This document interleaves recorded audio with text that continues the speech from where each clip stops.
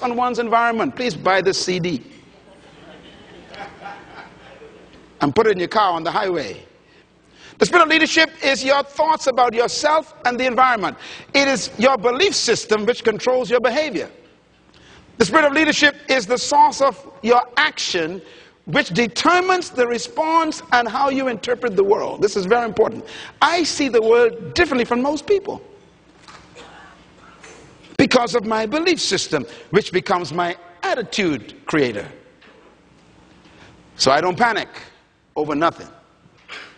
I don't panic. Panic is a product of a certain belief system. If my house burns down today, well, I guess I got to build a bigger one. I always wanted to get rid of this house anyhow. Thank you, fire.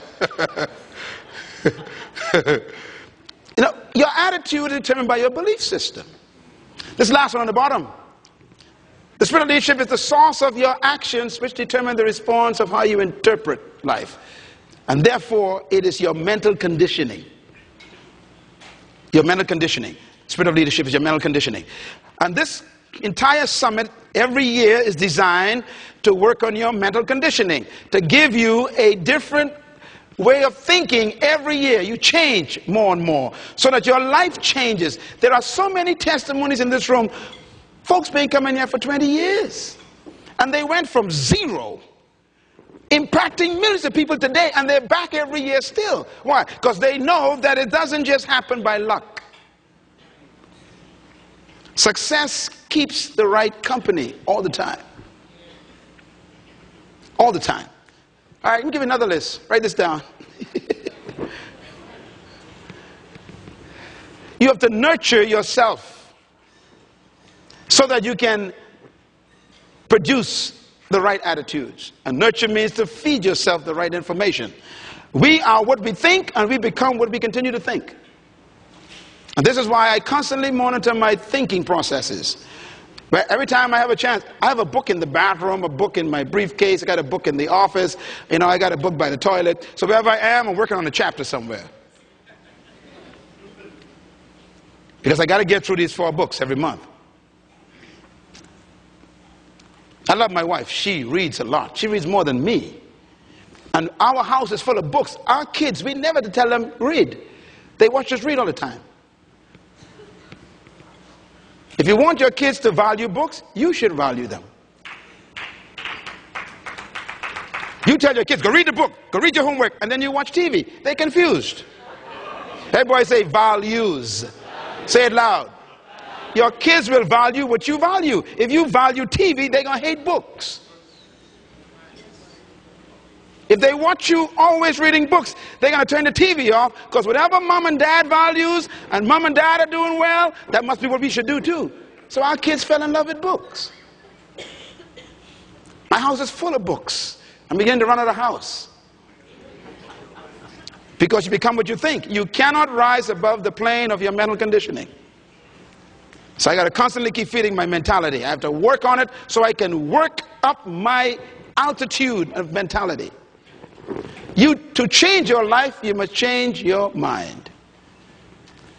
And this is why the heart of leadership is working on the way a person thinks. Now, pardon me. Here's the most important thing to write down. Hey, trust me with this one. Write this one down, okay? 7 principles of true leadership. Number 1, true leadership is inherent in the human spirit. You have to believe that first. Every human being possesses the capacity to be a leader. Whether they die as a follower is a choice. Number 2, true leadership cannot be taught. It must be discovered. This is why going to any leadership course or any leadership school doesn't produce leaders. Fortune 500 companies spend billions of dollars every year sending their would-be leaders, managers to all kinds of seminars all over America, and they come right back and be the same person.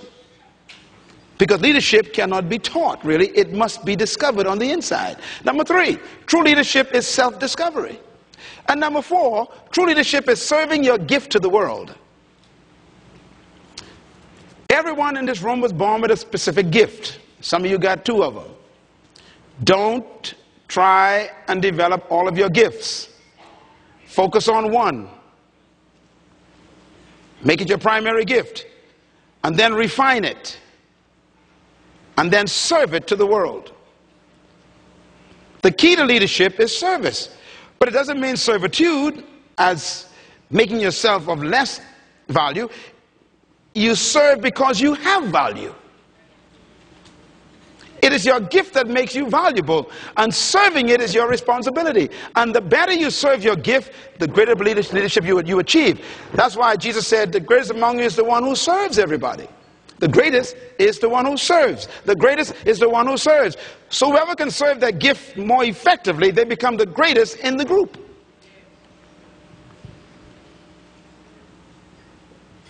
No one came to earth without a gift. The problem is we try to take other people's gifts and make them ours. If you become an imitation, you're going to be broke. You need to find your gift, your strength, your unique power. And you need to take that and say, I'm going to become this. And then serve it to the world.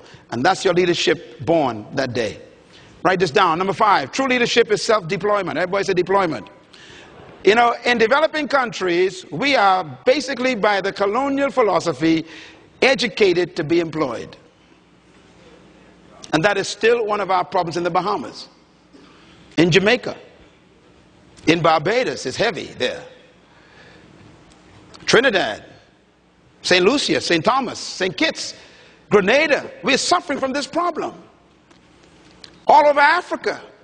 South America, same problem. Venezuela, just came from there a couple of months ago. Same spirit there. Argentina, went down there. Same spirit there in Argentina. I mean, we're all suffering from this mentality of the colonial spirit. And you folks from America who were part of the slave experience, you have the same mentality, still fighting with it. In other words, we've all been taught to be employed, not deployed.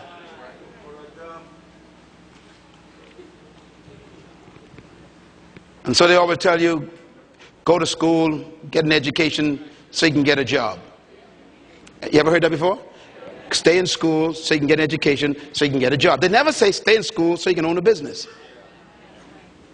They don't even think that way. It doesn't even cross. Your parents don't even think that way. And so you follow the convention of the community.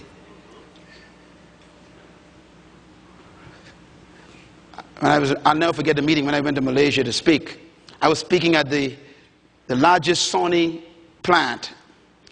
I had 2 days with them. The first day, I spoke to all the managers, all the CEOs. I was the speaker to train them.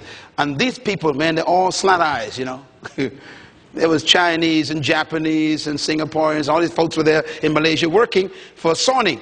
And I had to do training there for management development and leadership training for the whole day. And then the next day, I had to speak to 2,000 of the workers in the plant who were making television. They were producing, you know, CD players. That's where all this stuff comes from. There's the big plant in Malaysia where they make this stuff. And I was there the second day and did training all day. The third day, the president of that particular firm called me up and he says, our CEOs and our executives are so impressed by you, we want to take you for lunch. We want to talk to you some more. So we went to this restaurant, ate stuff I don't want to talk about, and then we sat there. We began to talk, and here I was, you know, in this room with all